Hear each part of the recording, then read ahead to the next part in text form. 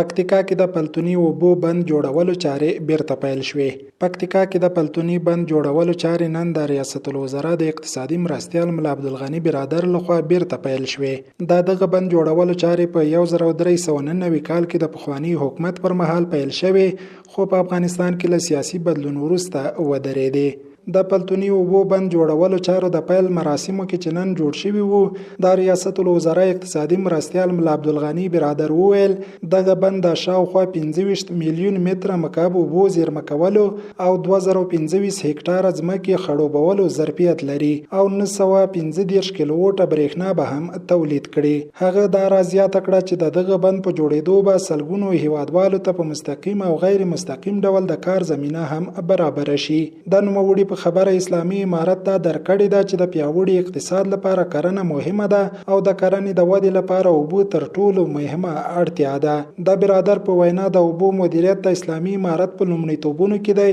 او تل یې له پانګوالو غوښتي څو په دې برخه کې پانګونه وکړي. د اقتصادي مرستیال د معلوماتو له مخې دغه پروژه د اسلامي امارت په مالی ملاتړ د ملي پراختیا شرکت له لوري په 2 کلونو موده کې رغول کیږي چې په بشپړېدو به دغه ولایت د مرکز کرنې ترڅنګ د نږدې سیمو د ځمکې لاندې اوبه ډېرې شي، کرنیزې ځمکې به خړوبې او سیلابونه به کنټرول شي او د چاپیریال خوندیتوب کې به رغنده رول ولوبوي.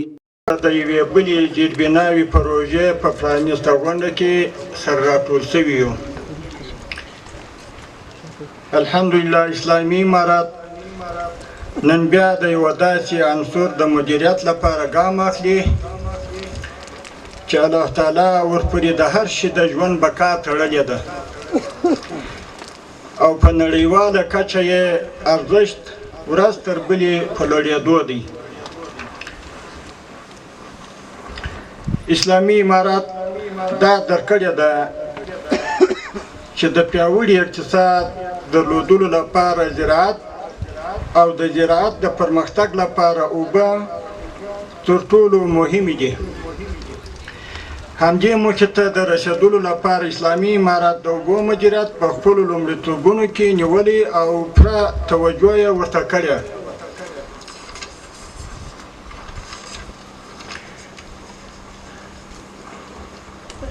د اسلامي امارت په راتګ سره د هیواد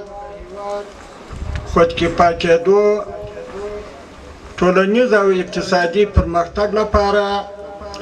د نورو برخو ترڅنګ له طبیعي سرچینو څخه هم درسته استفاده کیږي او په دې برخه کې کورنۍ او بهرنۍ پانګوالو ته د پانګونې زمینه مساعده شوې ده.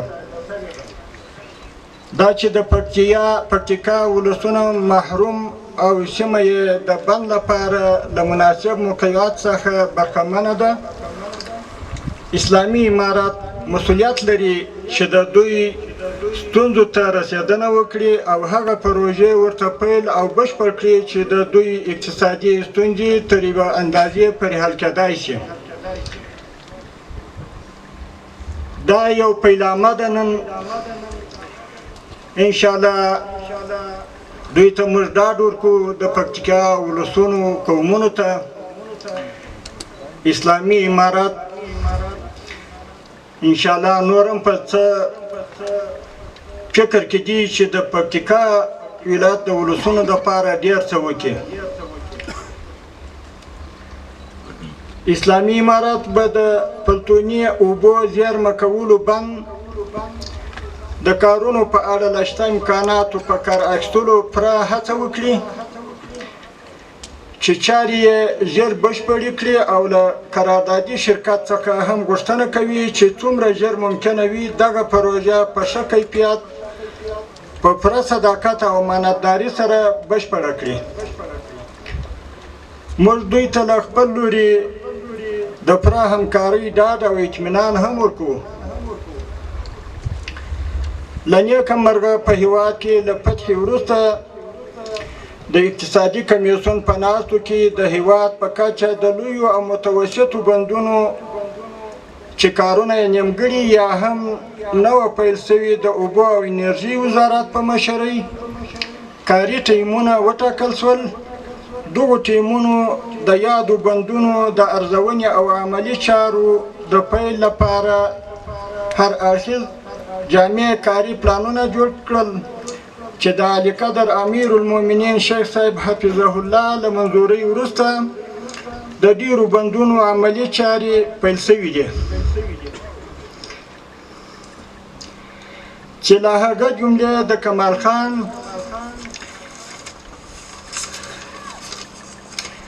بخشاباد پاشدان او اغاجان بندونه د بیلګې په ډول یادولی شو او دا د نن د پلتوني اوبو زیرمه کولو بند عملي چارې پیل کوي دغه پروژه د اسلامي امارات په مالي ملاتړ د اوبو او انرژي وزارت له لوري په 2.5 کلونو کې رغول کیږي چې په بشپړېدو سره به یې د دغه ولایت مرکز ښرنې سربیره د نږدې سیمو اوبه تقویه کرنیزې ځمکې به خړوبې سیلابونه به کنټرول او چاپیریال ساتنه کې به رغنده رول ولوبوي د اوبو او برېښنا وزارت سرپرست مولوي عبداللطیف منصور هم وویل چې د پلتوني بند جوړولو چارې د اسلامي امارت له بودیجې جوړیږي او شاوخوا 851 میلیون افغانۍ لګښت پرې راځي. افغانستان اسلامي امارت په 800 میلیونه کم او زیات بودیجه باندې په جوړیږي او الله دې وکړي چې دا 2 کاله مو قرارداد کړی په دغه وخت کې تکمیل کوو. دا به 140 متره لوړوالی لري او 25 میلیونه متره مکعب اوبه به زیرمه کوي چې ورسره تقریبا 1 میګاواټ به برق هم تولیدوي چې هغه د مرکز لپاره ښه کفایت کوي. دا اشي یوه بانه شوه چې موږ د پکتیکا د غیور مجاهد ولس ته دلته راغلو که نه اصل کې دا خلک په موږ باندې او په اسلامي نظام باندې ډېر حقوق لري د خپل ملت دا چې 2 نعمتونه الله تعالی ډېر نعمتونه د ملي پراختیا شرکت عمومي رئیس عبدالرحمن عطاش وویل چې دوی په هیواد کې د اوبو مهارولو لپاره تر خپله وسه هڅې کوي. هغه زیاته کړه چې قراردادي شرکت به د یاد بند چارې په ښه کیفیت او په ټاکلې موده کې پای ته ورسوي. چون مهار د اوبو د اسلامي امارت د اساسي وظایفونه ده او الحمدلله چې په دغه 3 کالو کې اسلامي امارت وشو کولای چې حتی د افغانستان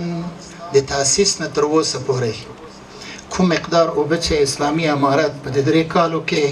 مهار کړي په دومره وخت د افغانستان د تاسیس نه تر اوسه پورې نه وي شوي. که مونږ چېرته ټول بندونه د افغانستان د ده اوبه راجمع کړو امکان لري 4 میلیارده متر مکعب نه اضافه نشي. خو الحمدلله په قشتېپه کې چې کومه برنامه شروع ده د دې برنامې کومې اوبه چې د خارجي اوبو نه مهار کړي په حدود د 10 میلیارده متر مکعب انشاءالله دا به وي. دا د ولس لپاره یو ښه پیغام ده او مونږ د اوبو د مهار دپاره د خپل ټولې هڅې په تطبیقي اړخ کې چې څومره توان لرو او څومره مو وسه ده انشاءالله په دې کې به کومک کوو او جدي حرکت به کوو. د پلتوني سیمې یو اوسېدونکي ګلاب پژواک ته وویل چې د دغه بند جوړولو چارو په بشپړېدو به یې ډېرې ځمکې چې له کرنې پاتې دي آبادې شي. پژواک خبري اژانس د پیښو رښتینې هنداره